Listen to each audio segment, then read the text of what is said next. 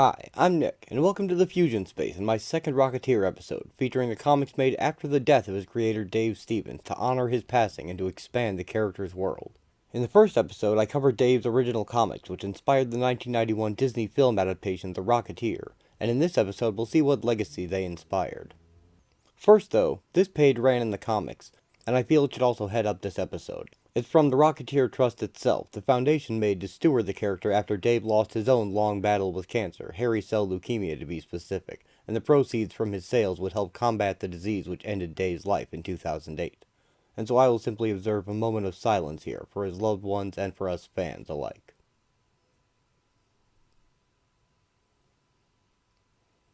Alright then. One other thing I know Dave was very proud of is that his drawings of Cliff's best gal Betty inspired a reignited interest in the works and life of her real-life inspiration Betty Page. So much so that Betty heard about it while living in seclusion, and she reached out in her later years and contacted Dave. They met and shared a close friendship in her twilight. Stevens thought he could never meet Betty Page except in his artwork. Nobody knew what had happened to her after she went off the grid in the late 1950s, but as it turned out she was very much alive and living in Los Angeles in the 1990s. Not very far from Stevens' own home. An older woman by then, Page said she was completely unaware of all that had transpired with her image since she removed herself from the public eye more than 30 years before. Stevens and Page became friends, and he helped ensure that she was finally compensated for the use of her likeness in merchandising and in the media, and she would credit Stevens in interviews for all he'd done in service of her legacy. In 2001, Stevens very happily told Mark Wagner, "It's amazing. After years of fantasizing about this woman, I'm now driving her to cash her social security checks." Most touchingly, as reported by his friend, the cartoonist Leah Hernandez, Stevens was always sure to be with Page on her birthday. Imagine how gratifying that must be for an artist. Considering that, and having a blockbuster film under his belt, I can't expect Dave had too many regrets, so I don't want to paint him as a starving artist or unsuccessful or ungrateful for the life and fame he did achieve. He was a working independent artist with a full career, and on that scale, he did pretty well, I'd say. And every one of the artists who chose to lend their talents to this project would no doubt agree. Some of the best known and most accredited writers and artists are here to pay tribute, such as Mark Waid, John Cassaday, Mignola, Busiek, and that's just in this first issue. There's too many to list here, so I place the creators' credits at the start of each story, but keep an eye out if you know the names, and if not, maybe you'll pick up a few to look out for. I didn't use every story from every issue. This is a selection of the best, and some which are just personal favorites. But if you buy the trade paperback, named The Rocketeer Adventures, and not to be confused with Dave's collection, The Rocketeer, The Complete Adventures, this one is simply The Rocketeer Adventures. Know that there are more stories beyond what's in this episode, 3 per issue for a total of 24, plus pin-up art galore by the artists. There is an overall arc and a timeline, and the stories do all fit into the same world, but there's no specific order and they don't directly connect to one another. It's just a series of vignettes spread all around, letting each one just be itself and form the mosaic of a world. Now, let's begin.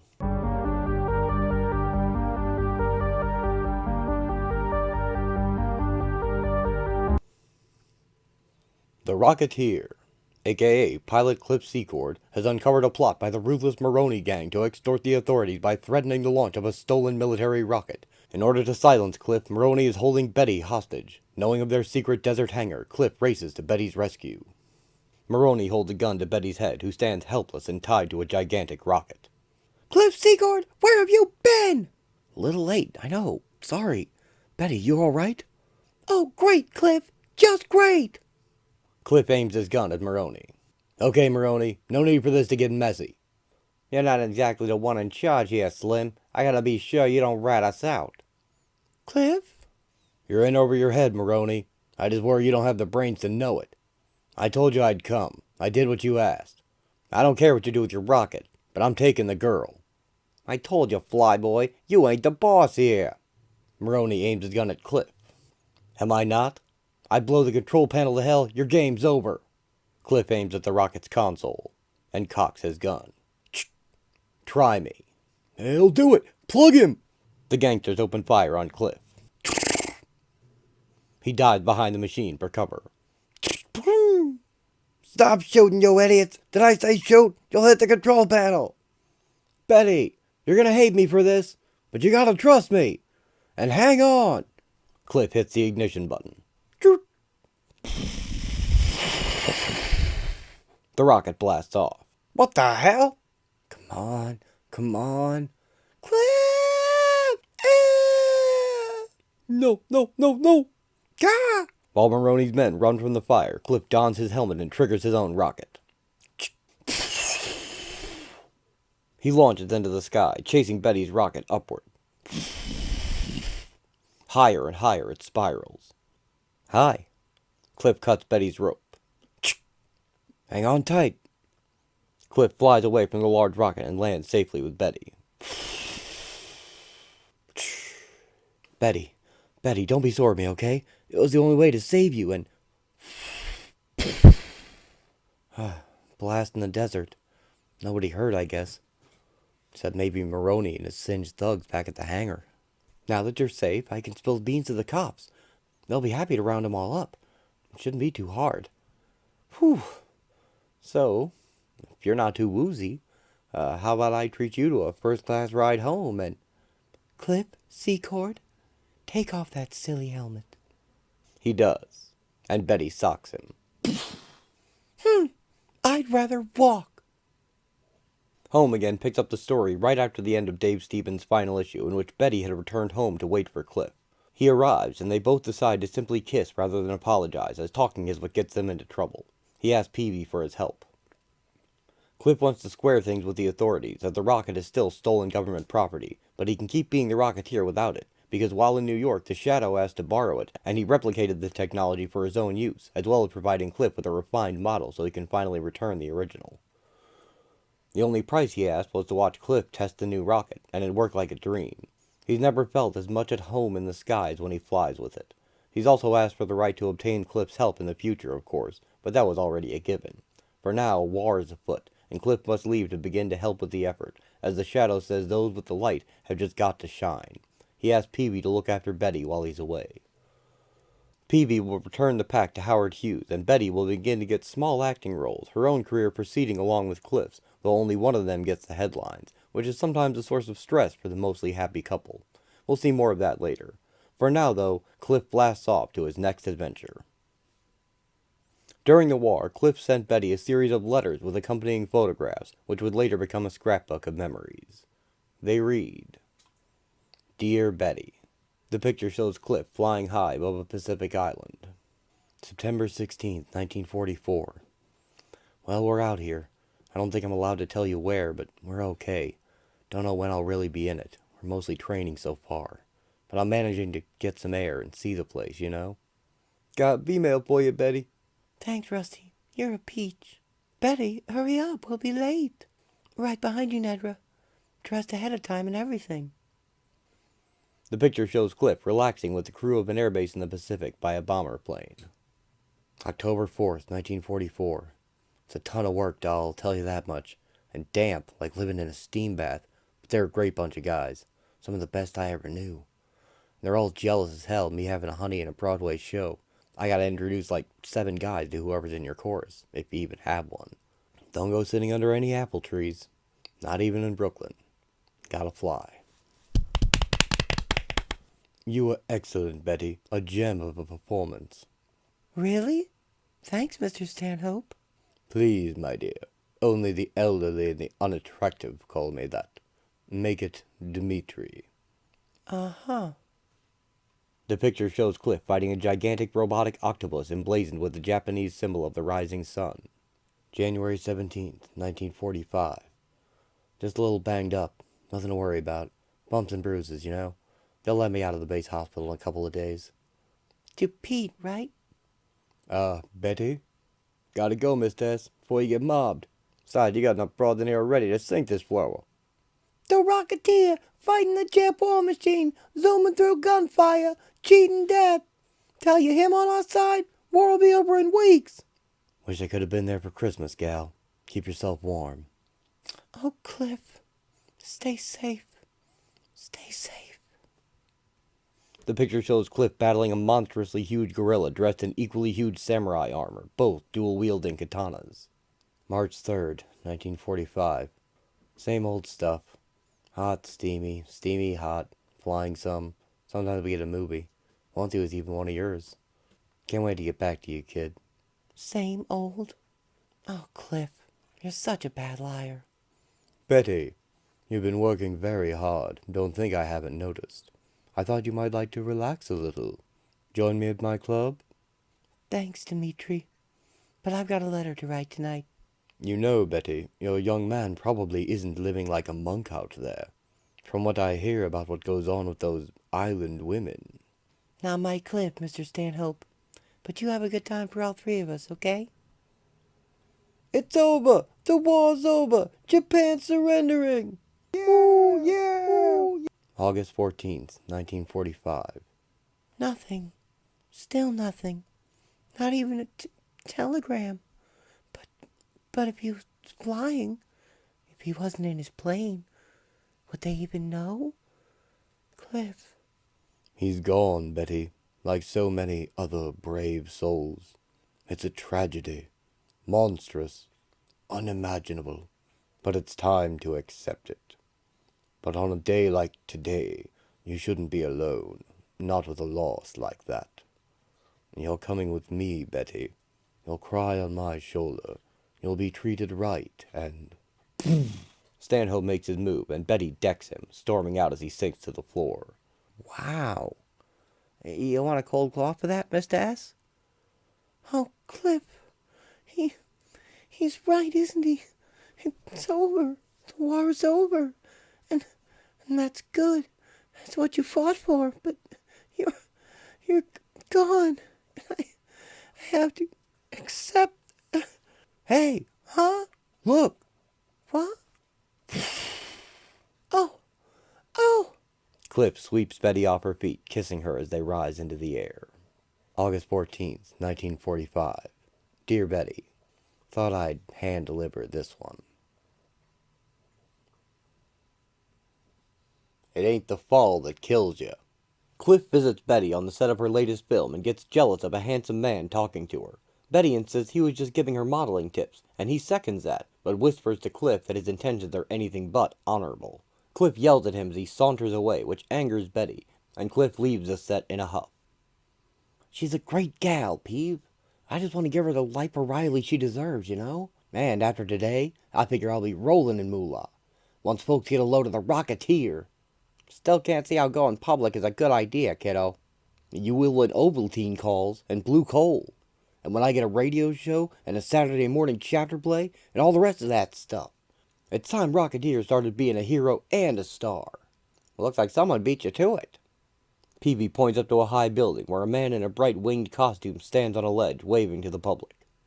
Are you kidding me? Who's the flagpole sitter in the long johns? What's he advertising? Get thee to a newsstand sometime, why don't you? You heard of Superman, right? The funny book thing? That's a fad. Look, right here, he's lifting a car over his head. That's ridiculous. Who'd believe that? About 1 million kids. And don't think other publishers didn't notice. They're pulling all kind of fool stunts and hiring all kind of actors to get attention. To wit, say hello to Aeronaut, the Flying Marvel, star of comics, cartoons, and the funny pages. Hey, that's the lugnut who was making time with Betty. We got unfinished business, me and him. Cliff, simmer down. Gotta give him a piece of my mind. Ah, Cliffy, it ain't the day for this. Cliff storms up the stairs of the building to confront the actor. Let's see how tough he really is. Gunshots? Somebody's shooting at him. How do you miss a noggin that big? Yo! Cliff gets out his rocket pack. As bullets impact all around him, the terrified actor panics and falls off the building. Unsurprisingly, his wings are not functional and he drops like a rock.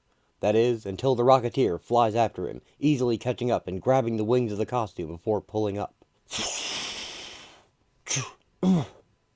Don't limp, you ape! I've got you! Holy smokes! Look! Wow! Up in the... From below, the crowd can't see the Rocketeer behind Aeroman and assume it's all part of the studio's publicity stunt. Go, Aeroman, go! Too heavy. Can't hold you. Let's hang on one more sec. Ugh. Cliff drops off the flying hero and crashes into a fountain. Lousy water landings. Jetpack's not built for it. Cliff sees a man running away with a rifle. Well, don't that look suspicious? Unless I miss my guess, I've found my shooter. He gets a short blast out of the sputtering rocket, just enough to catch and tackle the man. Oof! You! What's the big idea? Why are you gunning for that canned ham?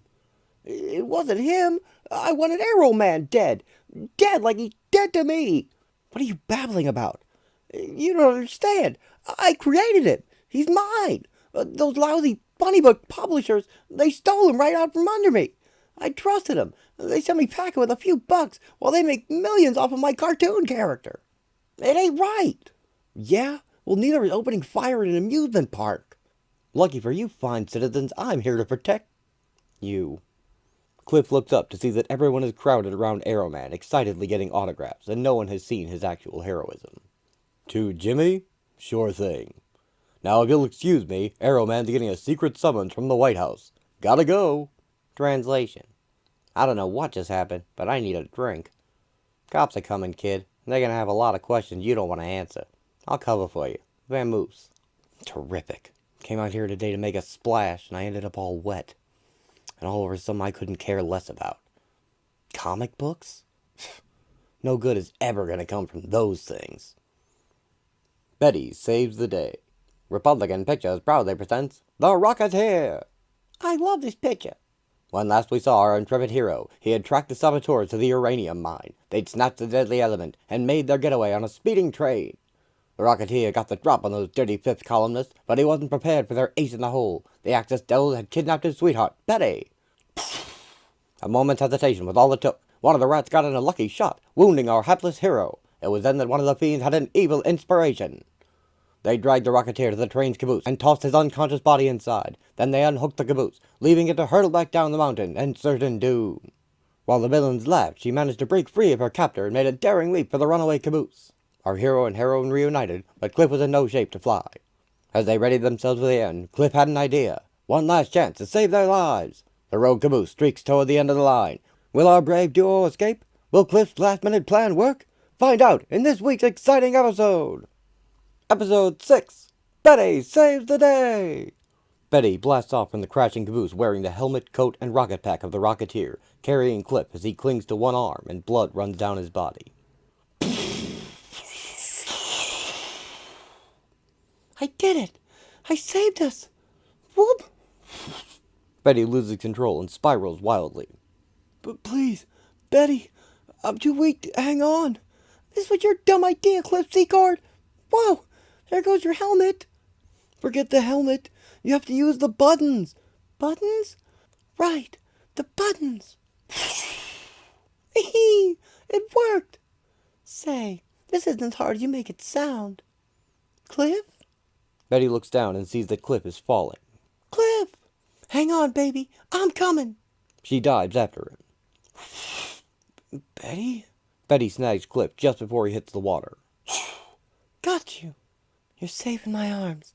Just try to relax. Oh, poop. Poop? Betty? Maybe you should pull up. The two Rocketeers blast directly toward the boathouse. Why, thank you, Mr. Smarty Pants. I'm trying to pull up. Try harder. There. Do you feel it? We're gonna make it. They crash through the weakened wood. Huh. I thought we'd make it. Betty loses her grip. Ugh! Oh, Cliff, hang on! And Cliff grabs onto his coat to hang on by her legs. Gotcha! This river connects to the Hudson. We should be at St. Manoli's in no time. Can you hang on, Cliff? Are you kidding? With a view like this, I could hang on all night. Oh, stop.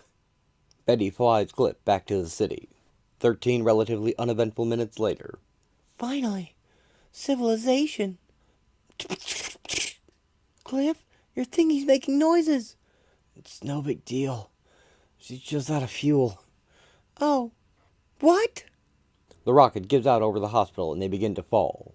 Betty grabs a flagpole, causing Cliff to inadvertently rip the front off the jacket she's wearing. He bounces off an awning, breaking his fall. Then Betty lands on him, breaking her fall. Oh! The coat and rocket landing nearby. Yowza! Doctors come out and help Betty up and into the ER. Hey, I'm the one who got shot. Jeez. The next day. Well, now don't we look a sight better this morning? Hey, Betty, Doc told me the bullet lodged between 2 ribs. I should be up and dancing in no time. I was so worried. You really saved my bacon last night. My pleasure. But from now on, I'll be keeping both feet on the ground. Ha! What about the rocket? What'd you tell everyone? Well, that was the easy part. I told them it was a publicity stunt for a show. Considering my outfit, they bought it. Peavy came and picked up your rocket. What is it with that clock? What clock? I don't follow you. You don't hear that ticking sound? It's coming from under the bed. Oh, poop. Holy moly! Will our courageous couple survive? Join us next week for episode 7, Nazis in the Hospital! I love this pinup. It shows Cliff at his maximum combat effectiveness, too small and fast a target for planes to get a bead on, and capable of dual-wielding machine guns to take out the pilots directly. It's no wonder Howard was developing this thing for the military. But things like the pinups fit in the least, as in, this doesn't have to be literal if you feel it strains believability. It could be a depiction of a story Cliff is telling, perhaps embellishing it a bit to impress Betty. TKO. The Rocketeer engages in aerial combat with another flyer, and he drops his gun when a bullet finds his arm. He dives into a window for cover from his attacker, who has stolen a prototype propeller-based flight pack capable of greater maneuverability and has much greater firepower. Cliff leaps out the other side of the building after apologizing to the woman in the apartment. He drops down low, then rockets up from underneath his opponents to uppercut them, but their packs collide in a shower of sparks. The Rocketeer tries approaching again, but has to break off his charge to avoid more gunfire. As he circles, the prop pack thief fires a wide-range explosive at him, driving Cliff out of the sky once again. Cliff manages to guide his descent to land on a large diving board in an empty pool, and he uses it as a springboard to launch himself back into the air. Boom! Cliff charges again, bullets narrowly missing him, but his target dodges, and Cliff veers off toward the bell tower.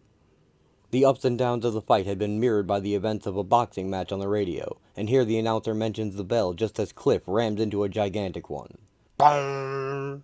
Saved by the bell is an apt phrase indeed, for the bell has stirred a swarm of bats from the belfry, which happens to be the winning boxer's name as well, and the bats fly into the propeller blades, causing the pack to explode and ending the fight.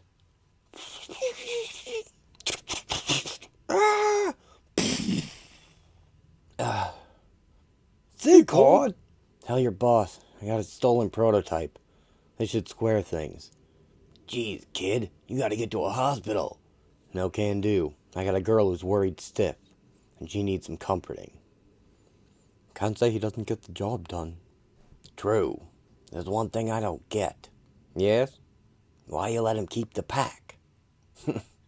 Gentlemen, anyone can ignite an engine, but to soar like an eagle, you need the heart of a lion. And that, my friends, takes a hero. A Rocketeer Story. Betty attends the premiere of Vivien Leigh's new film, in which she has a bit part. She's upset at Cliff for making her walk the red carpet alone, but he couldn't help that his car broke down. Luckily, he has his Rocketeer gear in the trunk, and if it's the only way he can make Betty's premiere, it'll have to do. And on the home front, that's no bird flying high in the western sky. It's no Hollywood smoke and mirrors either. It's the Rocketeer. The masked Avenger and his daring do has captured the attention of the nation. Fearless in the face of certain peril, the Rocketeer has risked his own safety to rescue many good Americans from untold disaster. A true American hero, the flying phenomenon has given his fellow countrymen a standard to look to in a time of great uncertainty.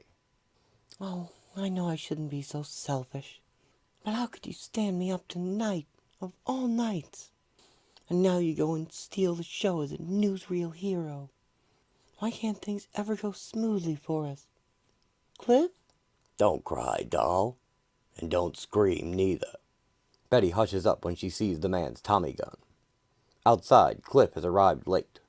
Now I bet they'll make me pay to launder the penguin suit. Hey, can't go in after the show's started. Aw, come on. My girl's in the picture. I'm only a few minutes late. Please. Show's already started. Now get lost. He spots a gun aimed at a hostage inside. Okay, I'm going. Hey, pal. Get to a phone and ring the cops. There's something going down in the theater. Guys with guns guarding the doors. But play it real cool. I think this guy in the sedan might be in on whatever they're pulling. After sending a passerby to phone the police, Cliff rushes to the alley to change. The Rocketeer enters through a skylight and makes his way behind the screen. Hurry up, you mucky mucks, and this will all be over before you could say... The Rocketeer bursts through the silver screen, tackling the gunman into the air and drawing fire from the others. Oh! Don't shoot! Cliff dive bombs the thugs, throwing their companion into them. After the excitement dies down, and despite a hole in the screen, the show must go on. Oh, Lionel, I'm so proud of you.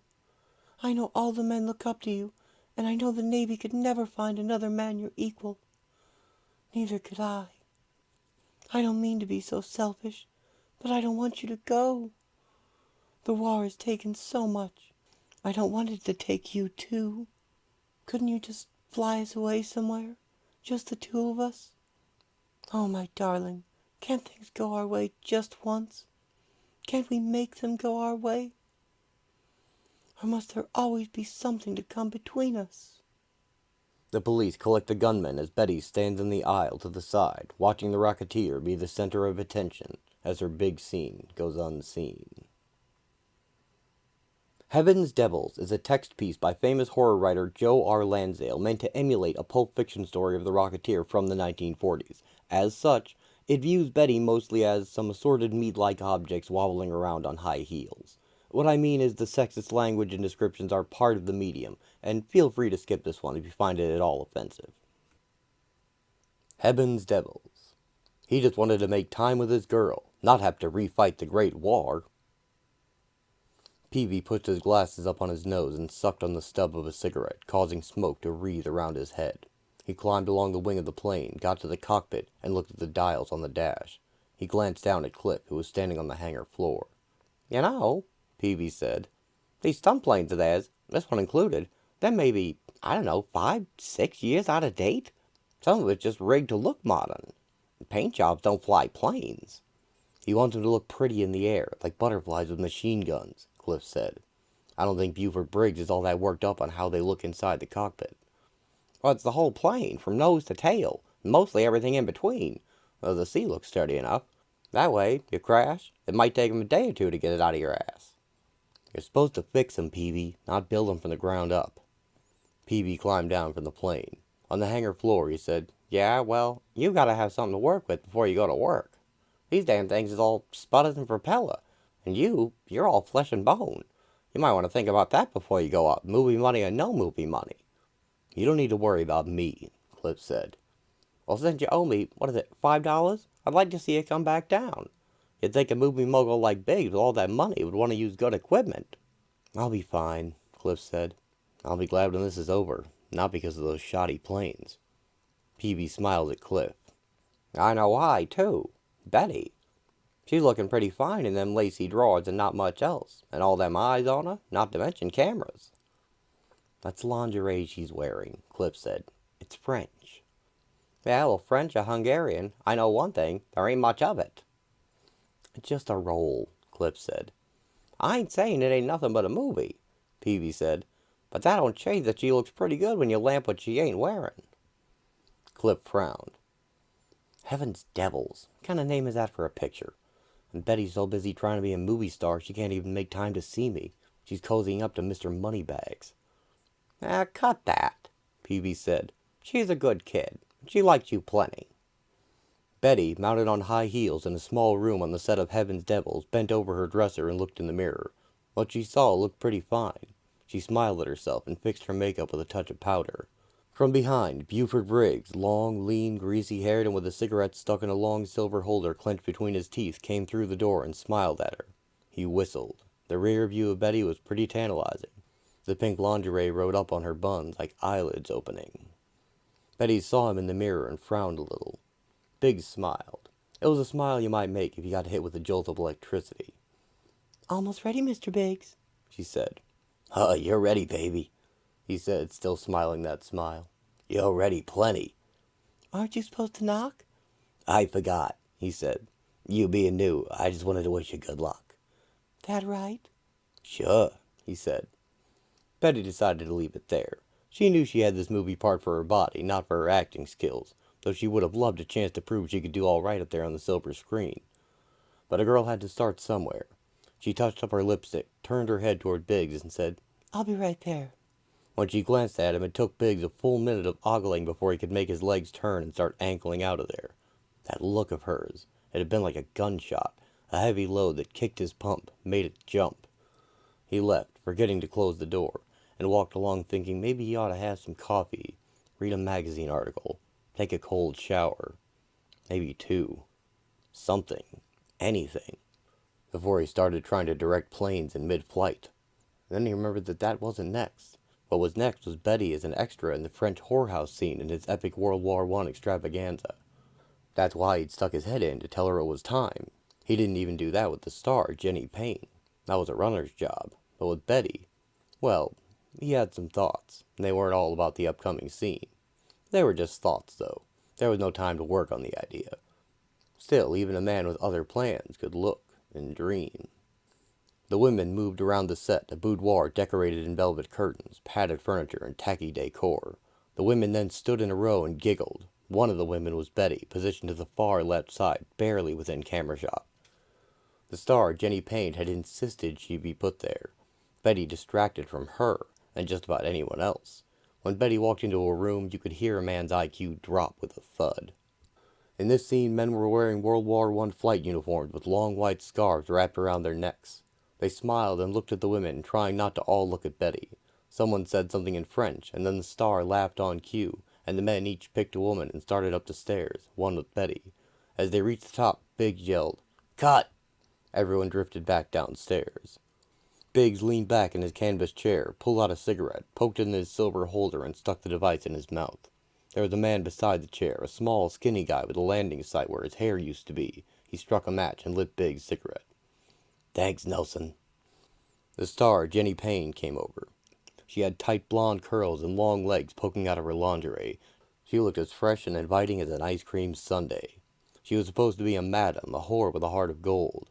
And if she was not, as she thought, the star of the picture, she was at least second to the pilot hero, played by a man as equally untalented as Jenny herself. Biggs saw her coming, and he saw it coming. What she wanted. He knew it as sure as he knew this picture was making him broke. That girl, the one on the end, Jenny said. The one in pink. I want her out of the shot. There's too many girls. It's gotta be her? Biggs asked. I think so, Jenny said.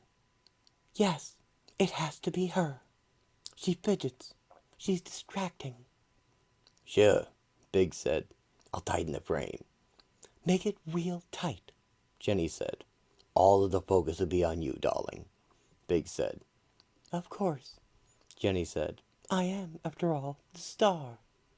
Sure, baby, sure. About an hour later, Biggs set up the outdoor shot. The pilots were prepared to go up. The microphones were crackling, and the men held flags to signal the pilots once they were above. So, Biggs said, we ready? Waiting on one sunplane, and the camera plane's loading film. Should have been done, Biggs said. Yes, sir. Biggs looked up at the clear blue sky and sighed. He had already lost 3 planes during the shoot, and he feared losing another 2 or 3. Some men had been killed. They could be replaced easily enough, but planes were expensive. He pulled out his pocket watch and looked at it. Then Nelson. I think, Nelson, this might be a time. Sir? Nelson said. To direct, kid. This is your moment. I'm going to give you something bigger than second unit. You're going to call the shots. But, sir... You know the plan. We've been over it, you and I. I think it's time you can earn your wings, so to speak. But, sir, I've never... Ah, Biggs said, clapping Nelson on the back. You'll do fine. I'm so sure of it, I'm going to step off the set and leave it to you. Of course, you screw it up, I'll fire you. Biggs walked away, leaving Nelson with his mouth hanging open. An hour later, Betty, still in pink lingerie, sat in the little dressing room, fuming. She had gotten word she was being cut from the scene. She knew the score. Jenny was jealous.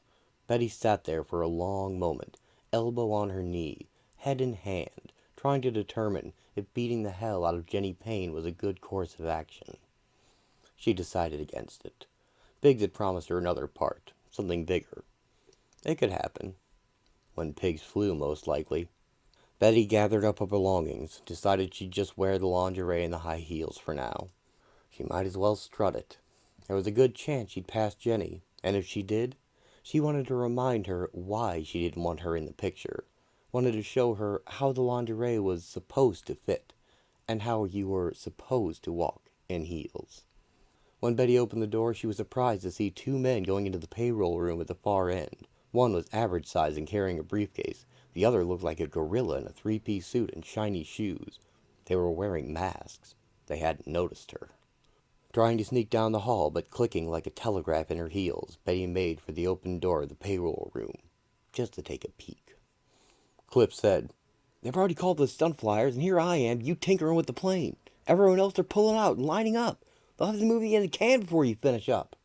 Peavy bent over the open engine, face greasy, wrench in hand, said, "I don't care what you say. You ain't going up in this junk. Not until I give it some kind of once-over once again. See what I can do. It's like the more I work, the worse it gets." "Then quit working," Cliff said. There was a scream, one Cliff had heard before. "Ah!" "Betty!" Cliff dashed across the hangar, slammed through a spring door, and out into a hallway. Coming out of the payroll office was a thin, masked man with a satchel in hand. Cliff knew immediately what was happening. Someone was stealing the payroll, and Betty, in her unerring manner, had somehow gotten involved. This was proven to be true when the other masked man, a burly guy that looked as if he belonged in a monster movie, came out of the room with Betty tossed over his shoulder, sweet cheeks cocked to the ceiling, hands bound behind her back, and her feet kicking frantically. She saw Cliff and yelled his name.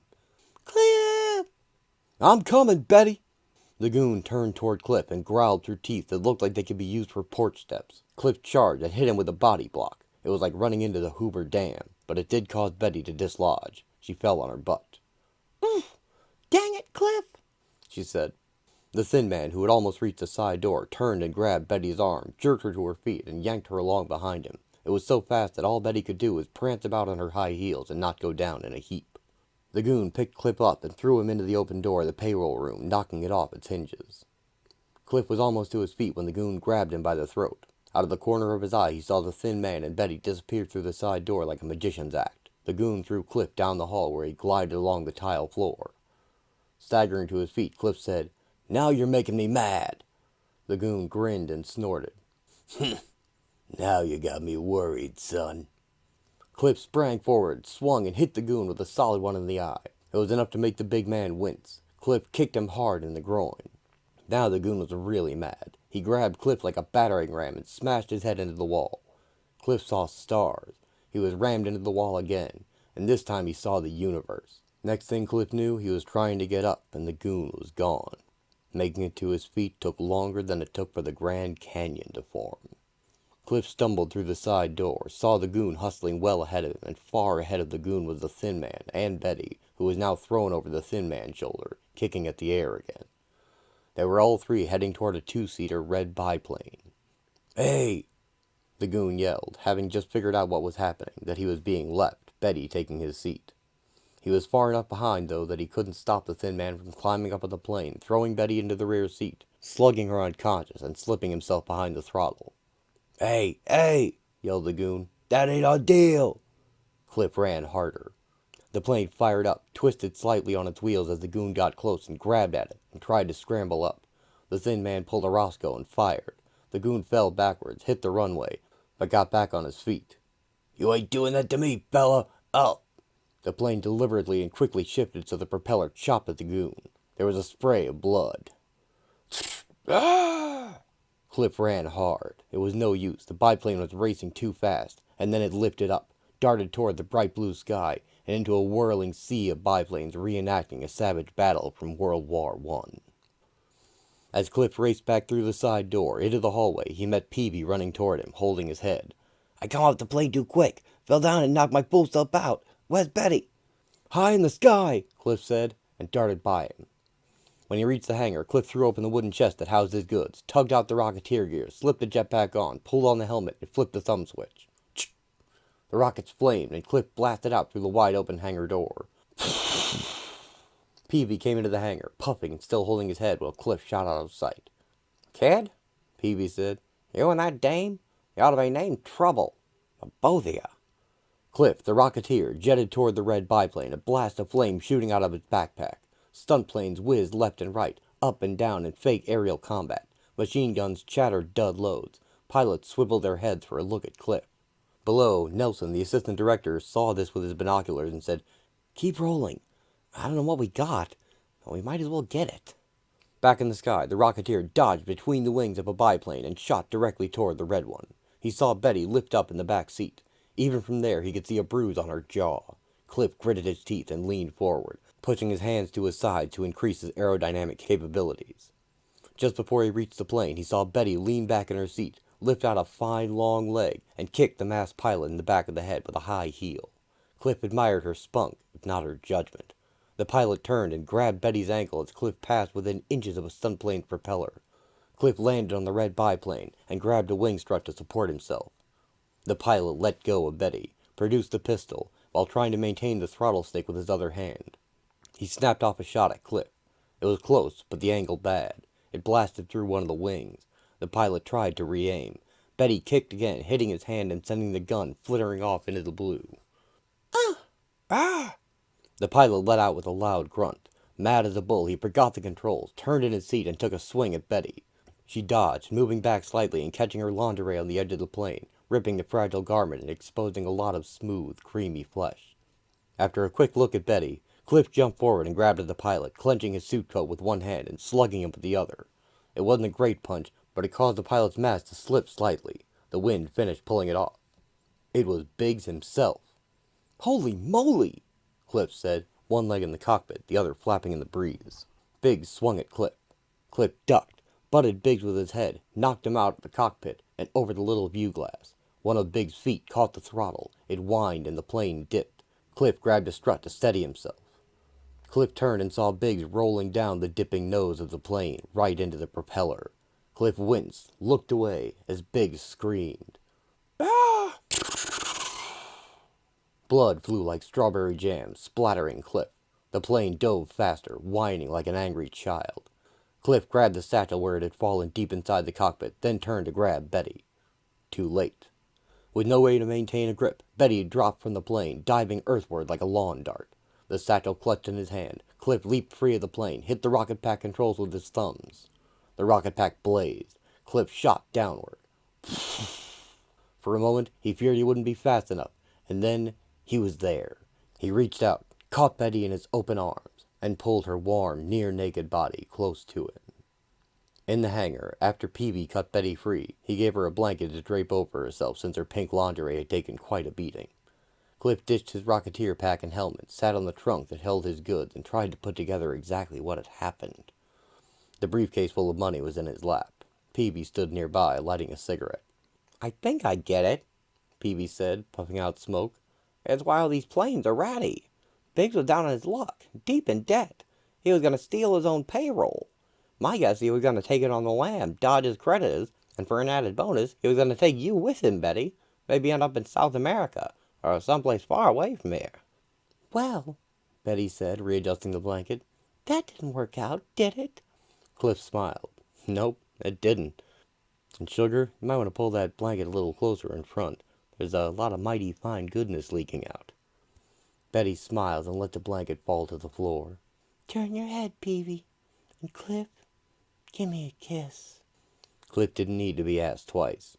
He pushed the briefcase aside, strode over, and took Betty in his arms. Peavy tried to find something interesting to look at outside the hangar door as Cliff and Betty kissed. For a long, sweet time. Waterlogged. Cliff and Betty enjoy a day at a waterfront amusement park, riding the roller coaster and getting ice cream, when suddenly Cliff sees something that alarms him and he races off. He's so distracted that he runs smack into a muscle-bound bodybuilder posing on the beach, something straight out of the old Charles Atlas ad. He's about to pound Cliff into the sand when luckily Betty distracts him. Cliff takes offense until Peavy points out that she's given him an escape. "So what got you so riled up, kid?"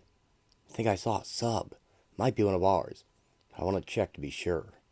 "Betty ain't gonna be happy you duck it out like this." "Ah, Peave, she'll get over it. She always does." "Yeah, but for how much longer?" "I don't know, Peavy. I don't know." "Look, up there! It's that Rocketeer guy from the papers. Flying out over the ocean, Cliff finds the sub. I feel like a heel ditching Betty like that, but... Whoa! Bingo! A Japanese sub. Talk about nerve. Okay, now what, Cliff? Gotta do something. I mean, this is an act of war. The Japanese sailors put a gun on Cliff. Yikes! And take him in through the hatch. Great job, Secord. Talk about stepping into a hornet's nest. The soldier shouted him in Japanese. Don't know what he's saying. It can't be good. Hey, gotta move! The Japanese soldiers open fire on the Rocketeer. He returns fire with one of the guard's own guns, killing the others. These guys are playing for keeps. Me too. Okay, now what? The hatch I came in through is locked. Gotta find some place to hide. To think. Alright, let's try through here. A gun is aimed at the back of Cliff's head. Nuts. I've only got one kind of luck, and it ain't good. Does everyone on this thing have a gun and a grenade? He spins and shoves the man's arm upwards, driving his other arm into his throat. Hey, this is the torpedo room. I think I just figured a way off this boat. Just need some escape velocity. The Rocketeer becomes the torpedo ear for a moment, using the torpedo tube to launch himself into the water and blasting towards the surface.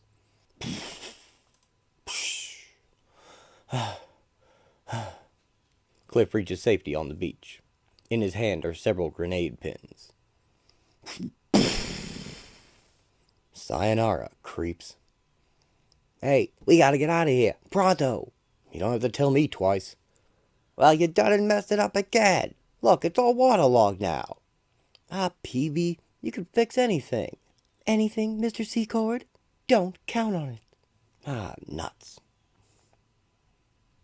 The flight of the Aeronaut. Summer of 1941 was nearly perfect. Sure, Joe D had a hitting streak going, but better than that, nylon stockings had finally reached Los Angeles. So the last thing on my mind was the flight of the Aeronaut. Peavy, he had a different sort of mind. This? This is your redesign? It's awful. Give me a break, will ya? I drew it up overnight. Trust me, these'll help with maneuvering. And inside the wings there's room for a parachute. A chute would be nice, but aren't you overreacting? Overreacting? You've seen this. The Nazis are catching up with jetpack technology. You're not comfortable with that, are you?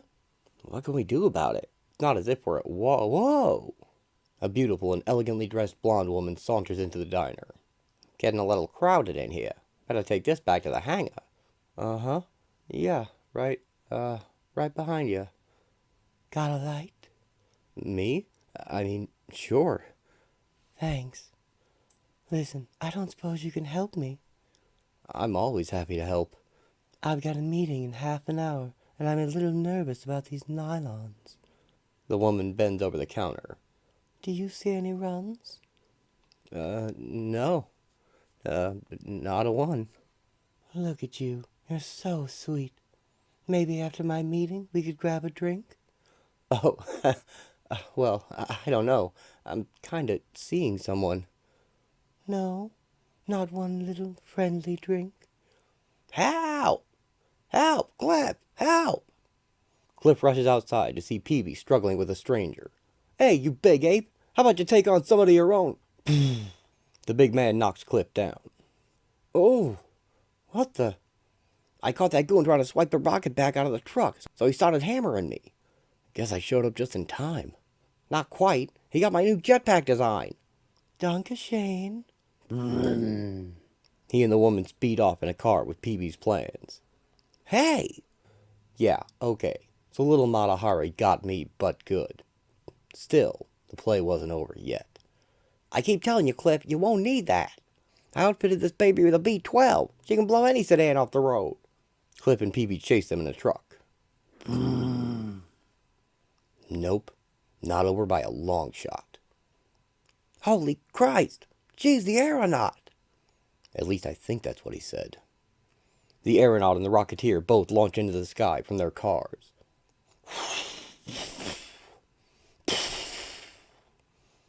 Meeting in a half hour, huh?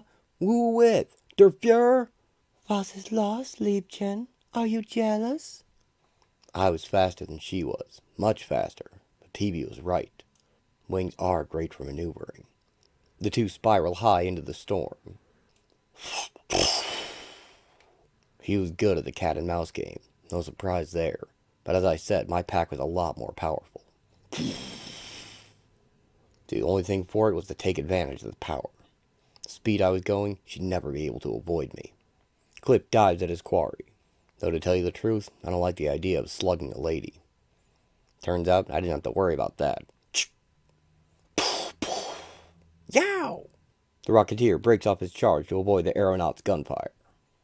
As he evades her, she gets off a shot which hits Cliff's rocket, and he is forced to land. And that was the Aeronaut.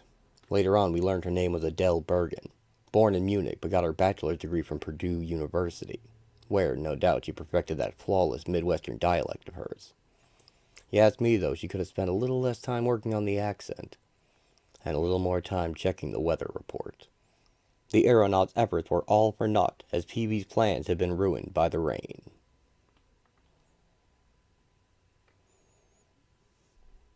The good guys. The Rocketeer struggles to evade two armed biplanes chasing and shooting at him. He flies up through a cloud bank for cover, leading one plane away. Clip arcs back around, guiding the one plane into shooting the other as they exit the cloud. The bullets hit the plane's fuel tank and it explodes, knocking Clip away.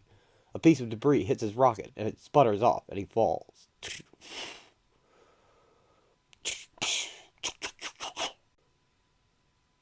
On the ground below lies a small town and an even smaller boy doing his chores. The Rocketeer zooms right by him and crash lands, to the boy's amazement. The boy stands in the road, offering Cliff help, and he doesn't see the oncoming car. Cliff jets forward, saving the boy, but the car hits him instead, knocking his pack off. The townspeople soon find him and get the stranger into bed to tend to his injuries. Cliff awakens in a haze. What's he saying? Sounds like boy. Boy? All right? Yeah, he's fine. Good. Should we do anything for him? I guess he got himself a concussion. Best let him sleep it off. Sorry to bother you, Doc. Don't know what else to do. It's no bother. They soon discover who Cliff is. That's not a helmet you've got in your hands there, Don. It's a mask. You sound pretty sure, Reverend. It's all right here in black and white. The paper reads, the New York Times, the Rocketeer strikes again. The Rocketeer? Catchy. Wanted by law enforcement, and he's sleeping upstairs in your bedroom, Dan. We should contact the authorities. Federal authorities. State police at a minimum. No offense, Jim. None taken? I can take him into custody, keep him in jail for the night. Sounds like the thing to do. Wait, are you arresting him? You should be in bed. He's a lawbreaker, son. A vigilante. A bad guy? Of a sort. But doesn't he beat up the bad guys? He takes the law into his own hands. Nobody should do that, son. But it sounds like he helps the police. And the police are the good guys, right? That makes him a good guy. And the good guys have to stand up to the bad guys. My dad keeps saying the reason we've got to worry about the ratsies is there aren't enough good guys in the world. And if you put him in jail, then won't that mean there's one less person fighting the bad guys? I mean, if we treat the good guys like bad guys, then you've got to figure pretty soon there won't be any heroes. In the world the way it is right now, we need as many heroes as we can get. The men looked to each other, all admonished that the child had to show them the way, and all seeing the self-evident truth of his words. The Rocketeer blasts off once again to oppose the forces of death itself. The Ducketeer. Murray Melodies. Oi, such a Murray Brothers production. The Ducketeer. Are you kidding me? Please tell me you're kidding me. Hey, down in front. Shut up, pal. Headquarters of Allied Command and van lines. The Ducketeer reports to the top general to receive his orders. Thank you for coming so quickly. We learned the Nazis have sent their top general to field test a brand new ultra-secret weapon. We need to block this latest offensive. Ha! You call that an offensive? Watch this! The Ducketeer plays tic-tac-toe on the map. Problem solved. Anything else you need, General? Yes. Go out and bring me that weapon. Well, that's barely a challenge for the Ducketeer. Up to the skies. His rocket fails. I said, up to the skies. His rocket engulfs him in a burst of flame. Let's take this outside, shall we? On the rooftop. And I said, it's barely a challenge for the Ducketeer. Up to the skies. The General watches in dismay as the Ducketeer blasts off high into the sky, only for his pack to explode and for him to fall back down to Earth, crashing hard into the ground. You knew about this, didn't you? No, no, I swear, I didn't. Uh-huh. The Ducketeer is attacked by a small alien in a very large tank. Ooh, the Ducketeer! He makes me so very, very angry! Try my new secret weapon on for size! Aha! Nice try, but you'll have to do better than that to stop. The brave duck dodges the evil energy beam, but it bounces off a passing blimp and strikes him in the ricochet. The Ducketeer! The Ducketeer has become smaller than a mouse. Eep! I did it! The shrinking ray is a complete success! The tiny Ducketeer throws the lever on the shrinking ray to reverse. Nothing can stop us now. Nothing except the Ducketeer! Oh, you... I'm going to give you such a zap! You may fire when ready, Gridley! He flies in front of the weapon, and the alien fires, making the Ducketeer grow to giant size. Did it! Where'd he go? Where? He looks underneath his gigantic web foot and finds his squashed foe. Oh, there he is. Yeesh. Talk about getting underfoot. Bad guys, beware. You're no match for the Ducketeer. Up to the... The Ducketeer explodes the planet Earth and lands on the moon. Skies. That's all, folks. Come on, Clip. You should be flattered. Says you. Let's get out of here. Can we at least stay for the short film? And now, fine. Abbott and Costello in The Bucketeer. I'm going home. Just say, up to the skies before you go. I hate you. A Dream of Flying. The Rocketeer flies over an ordinary American farming town in the heartland when a teenage boy starts firing at him with a rifle. Hey, cut that out! Are you crazy? I gotta get out of here, fast! Boom! Ah! A bullet bounces off Cliff's helmet and he spirals downward, landing in a barn's hayloft. Ow! Ah! That blasted idiot! Just wait till I get my hands on him. I'll... Get up! Slowly! Uh-oh. I want that flying pack. Take it off. But what? But why? I'll take it apart, of course, just to see how it works. Then I'll build a better one. And if you don't give it to me, I'll just take it. The boy aims his rifle at Cliff. Suddenly, a small boy in a bright red shirt and blue pants cracks the gun holder in the head with a board, and he drops his gun. Ow! Like, you little brat! I'll fix you! I'll fix you good! Hey, pick on somebody your own size. Cliff punches the bully out. Thanks, kid. I owe you one. Pa always said that Lex is a bad apple. You can fly! I saw you, mister! I always dreamed that I could fly. But that's impossible. The Rocketeer makes the small boy's dream of flying come true, soaring through the skies while holding him in front. Who knows what else he's inspired this day? After landing, the boy rushes home across a field. Dang, I forgot to get some motor oil. I kept thinking I was forgetting something. Well, if you wanted motor oil, you should have written it on the list. I guess you're right. I'm just getting forgetful in my old age. I flew! What the? I flew! Land sakes, is this what you were doing while we were in town? I really flew! That's nice. Now fly off while I get supper ready. My, what an imagination that boy has. Now, Martha, a bit of imagination's good for a boy his age. Up, up, and away! Oof, oof. I guess you're right. While this pinup on the right isn't too hard to explain, the one on the left does beg a few questions. I figure either Betty and Cliff are actually time traveling because this is a comic book, or else some director really went all out on the dino effects on Betty's latest movie. Either way, a fun image I had to share.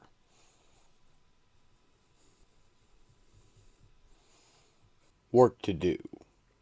Cliff awakens slowly in his bedroom. Cliff? Cliff Secord, do you have any idea what time it is? I don't wear a watch in my dreams, Betty. That's just lazy, and you're not dreaming now. I must be dreaming. Why else would there be an angel in my room? You can try all the phony compliments you like. I'm still not letting you rest. It's time to get up. No, Betty, don't open the curtains. I'm happy here. I'm not ready. Ready or not, Cliff Secord, it's time to face the real world. There's work to do. Betty? The Rocketeer awakens to his reality on a war-torn battlefield. Bodies, weapons, and torn hunks of buildings and vehicles lie strewn all around him. Betty? What? Ow. What did this? My God.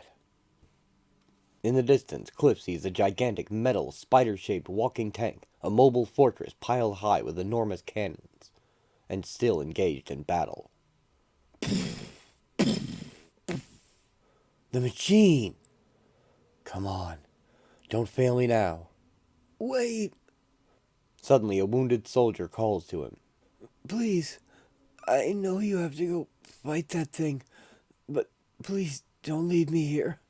Cliff picks him up. What's your name, son? Nathan. Can you walk? I don't think so. Please, I can't die here. I have a girl back home. Nathan, there's an aid post not far away from here. You'll see her again. Now. Hold on. Ah! Cliff blasts off into the storm. Everything okay? I don't feel right. Well, you are being carried through the air by a flying man. I'm cold. Sorry, if I fly above the storm, I can't tell where I am. You shouldn't be doing this, should you, sir? You should be fighting that war machine. Don't you worry about that. I'm cold. Of course you're cold. It's freezing up here. The girl I've got back home, Yeah? she doesn't know she's my girl. Ha! Well, you tell her when you see her, yeah? I'm scared. You just faced a giant metal monster and you're scared of a girl? I'm not scared of... Do you have a girl back home? Yes. Are you scared of her? Terrified. Nathan? At the medical tent. Will he? It's hard to say. I know you've given him a chance, though. Most don't get that. The soldiers cheer Cliff before he returns to battle. If I fly above the storm, I can't tell where I am. I'm happy here. I'm not ready. Ready or not, Cliff Secord, time to face the real world. There's work to do. The Rocketeer dives down towards the massive war machine. A Cliff appears to be fighting the landscape itself in this image, standing by a downed plane and about to be attacked by a gigantic earth golem, I think. The other is an ad for the Rocketeer Thrill Club, and if you're seeing this, you joined up a while ago.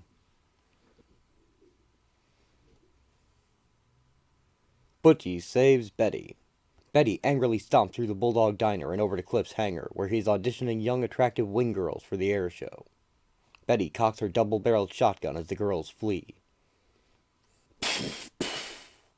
She fires off both barrels to warn Cliff, who has his hands full of a young woman at that very moment. Peavy, hearing the gunshots and assuming it's trouble, hides the rocket pack in Butch's doghouse, strapped around the dog. For safekeeping, I think. Cliff and Betty argue over her voluptuous figure and wind resistance until Butch is distracted by a passing cat, and he somehow triggers the rocket. The bulldog shoots into the air before the astonished couple. Betty demands that Cliff use her as a wing walker to retrieve the dog, and soon they're in the air, chasing Butch and Cliff's plane. Meanwhile, Peavy meets with the owner of a new air circus, the Shadow. Betty almost has her hands on Butch, when suddenly the plane's engine gives out. Cliff is stunned that Betty shot the plane instead of firing into the air, and she falls off the wing. Betty hangs onto Butch's legs, guiding the rocket dog back to Earth as Cliff struggles to land his dead plane. Next, episode 18. The weed of crime is buried in the backyard. History lesson. Cliff Secord's early life story is related to a class of students, his start in the circus, and his finding the rocket pack. They are told how he made a name for himself by being a hero with the rocket, and when one of the children asks why he's named for something he didn't invent, they're told it's because he was the best at using it, combined with his bravery. They are told how he hated to see bullies in charge and fought for justice and to protect the innocent against criminals and spies at home and abroad, eventually earning all the honors his country could give him. He never set out to be a hero, and yet his valiant exploits influence and inspire us to this very day. Tomorrow we will address Mr. Secord's adventures both during and after the Second World War. Class dismissed. Remember, your homework in aerodynamic theory is due tomorrow. Mr. Mandel, Mr. Mao, I'm still waiting for your makeup assignments. The children of the floating school don their rocket packs and head off for home through the skies.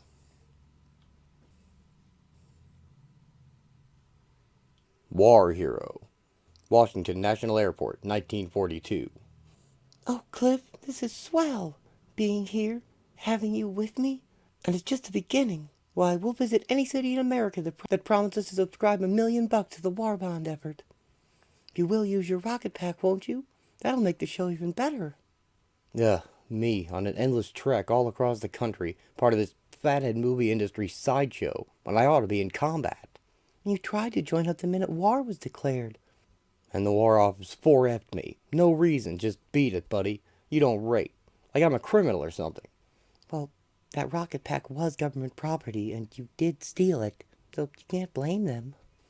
If they won't let me fight, I'll do what I can. This war bond selling garbage is for old men and dames who... So unless I'm firing a gun, what I'm doing isn't worth a plug nickel? America needs money to build planes and ships and outfit soldiers and feed them and tend their injuries and... of all the blind, pig-headed...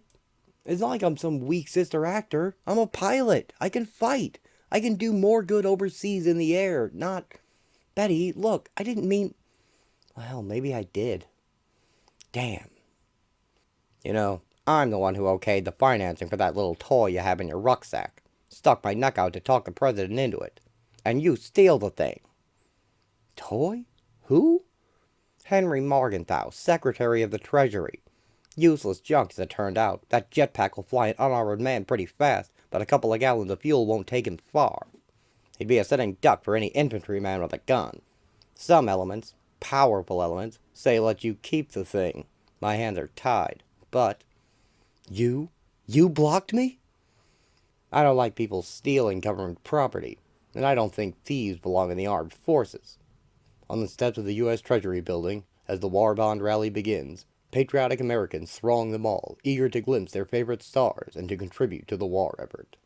Speaking for the Treasury Department, I should like to pay my tribute to the actors and actresses of the motion picture industry for putting their special talents to work to help win our common victory. Cliff waits to make his flyby with the huge American flag. What a fathead. He's all wet about the rocket pack, and about me. And he sings the praises of a bunch of lame-brained movie stars. Serve the pompous jerk right of me and this useless toy sit out his stupid bond drive. So on behalf of our fighting men and women everywhere, I thank you. I bet he's right. This isn't about me, or Morgenthau. It's about our country and our soldiers. And she was so keen about me using her idea. I just can't let her down. The Rocketeer blasts into the sky carrying the flag. Look, it's the Rocketeer. I didn't know he'd be here. Rumor says behind that helmet he's a very good-looking gentleman. A rump. Handsome is as handsome does, Miss Carson. Listen to that roar. Ha! That'll show Morgenthau just how useless my jetpack is. Why, for publicity alone, it's... Wait a minute. What am I thinking? Morgenthau will want to use me now, to help raise money. I'll be stuck as a part of this dog and pony show for the rest of the war. Huh? What's that? Smoke trail from a burning plane. Saw enough in my barnstorming days to recognize 2 of them? They look like P-40s. What the heck is going on? And what the Sam Hill is that? While in the air, Cliff sees an incoming bomber plane. And it's not one of ours. Holy, whatever that thing is, it's nothing I recognize, and I know them all. Crap, Nazis! Some kind of long-range bomber! Jeez, those smoke trails must have been interceptors out of Bawling Field. It ain't hard to figure out where it's heading either. He flies around to the front of the craft. Too late to scramble more fighters. It's up to me now. Was gibt's? Das Panzerglas! Cliff empties his gun into the cockpit, but the glass holds. Empty, damn it. Tausend Sie in! Ja! The plane's machine gunner opens fire on the Rocketeer. Ow! Cliff is hit in the shoulder. Tausend Sie in! Schnell! Flying on fumes. Can't let that stop me. All the folks on the mall, Congress, the President, Betty! Achtung, Fritz! I'll race you to Valhalla! Nine! The Rocketeer dives toward the plane and drives the flagpole into the cockpit, breaking the glass. Ah! The bomber plane goes down. Walter Reed, General Hospital. Cliff? Cliff? Darling? Betty, sorry. Don't try to talk. I know what happened. You saved us all. You could have died. My rocket? It's in better shape than you are, young man. President Roosevelt? Secretary Morgenthau has something to say to you. Henry? Your heroic action today proved your mettle, if not the value of the rocket pack as an implement of war. I am withdrawing my objection to your military service. Thank you, sir. Take the rocket with you when you join your unit, son. A quick-thinking airman like you might find a use for it. Thank you, sir. And when the fighting's over and you've made sure we won, come back home to me, my Rocketeer. Fair game. Cliff and Peavy have come to New York because of an ad asking the Rocketeer to appear at the World's Fair. While Peavy settles into a hotel room, Cliff heads out to make contact. Before going to the fair, Cliff visits Betty on her movie set and overhears her making nice with a big red-headed guy. After he leaves, Cliff starts to get jealous, but Betty says she overheard him making plans on the phone to attack the fair, and had been trying all week to get info out of him. Today is the first day he turned down lunch with her. Cliff realizes the date is June 10th and rushes off, saying he knows what he's planning to do. Flying high over the fair, the Rocketeer searches for the man who placed the ad.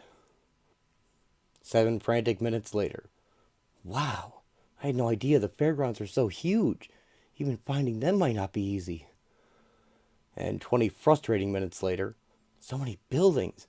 And it's not like I can expect an entourage with red coats and bearskin hats. Maybe I should just ask. Wait, there!